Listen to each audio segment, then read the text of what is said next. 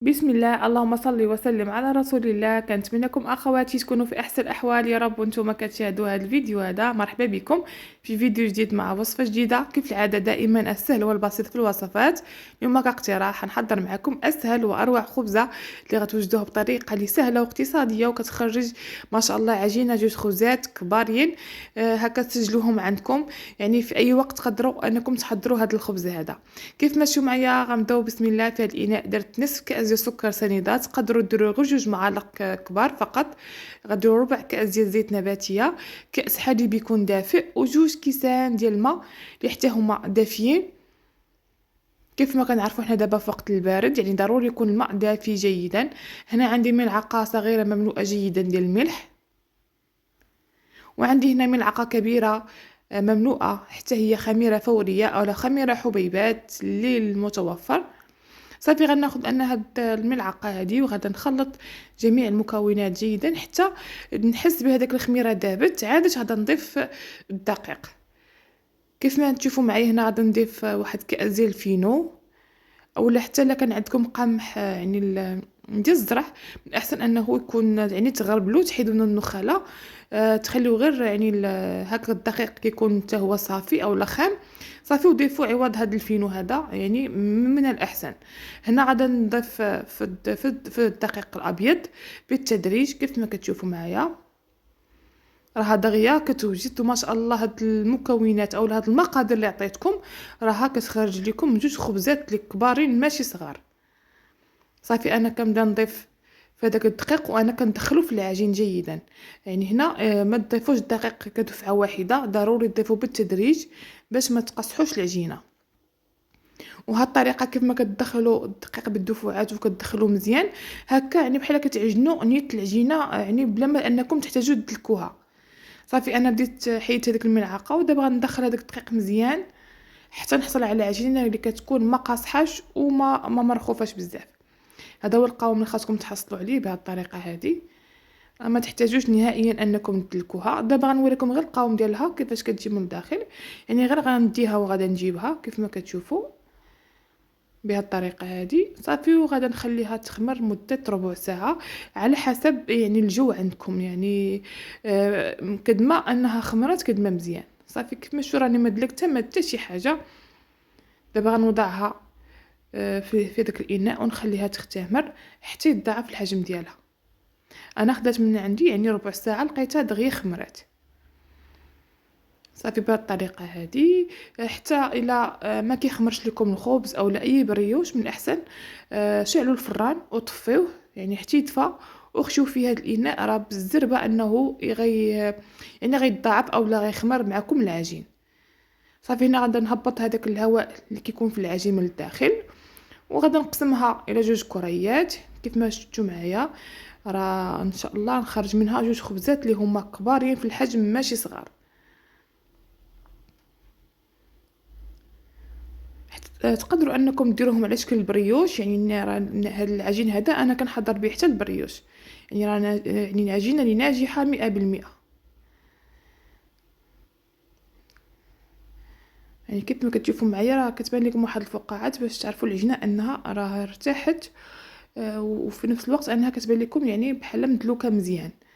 صافي هنا خديت واحد جوج لاطات ديال الفران دهنتهم بالزبده، تقدروا ديروا غير ورق الخبز كيبقى لكم الاختيار. انا دهنتهم بالزيت يعني زيت نباتيه.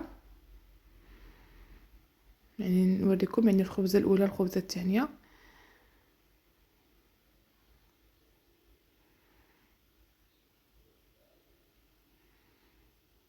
صافي دابا غادا نخليهم تقريبا غير واحد جوج دقائق بما عطاني الضوء، ولا حتى 5 دقائق. تغطوها بواحد الغطاء بلاستيكي راه في البلاصه في البلاصه انكم يعني غادا تطلق معكم بالضرب انكم توسطوها اولا تقرصوها.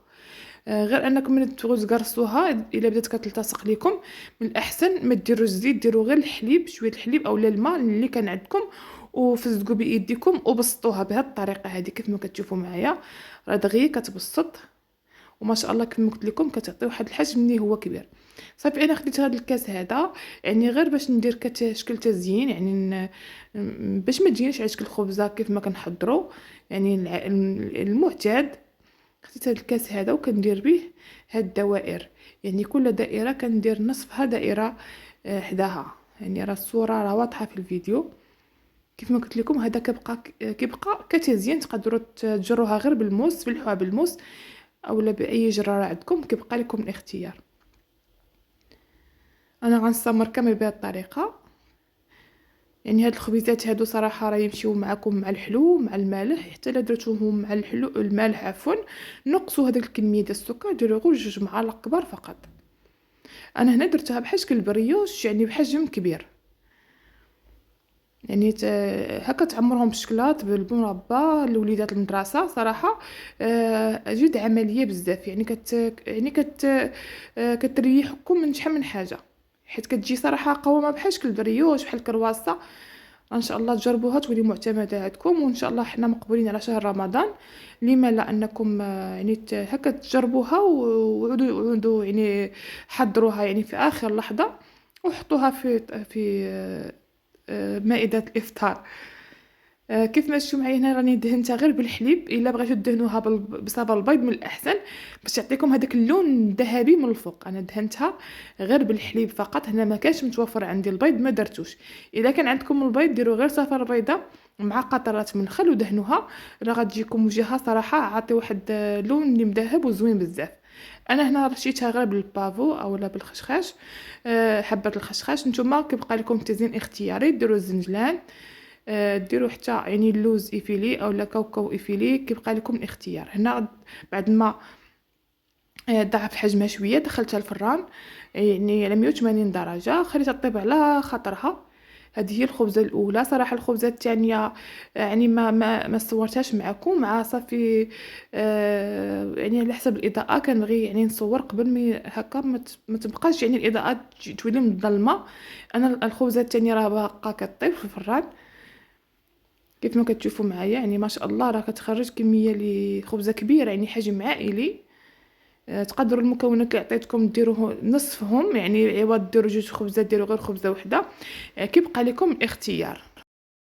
دابا غنتقاسم معكم شكلها من الداخل كيفاش كتجي. راه كتجي تماما بحال البريوش، كتجي خفيفه يعني قطنيه من الداخل.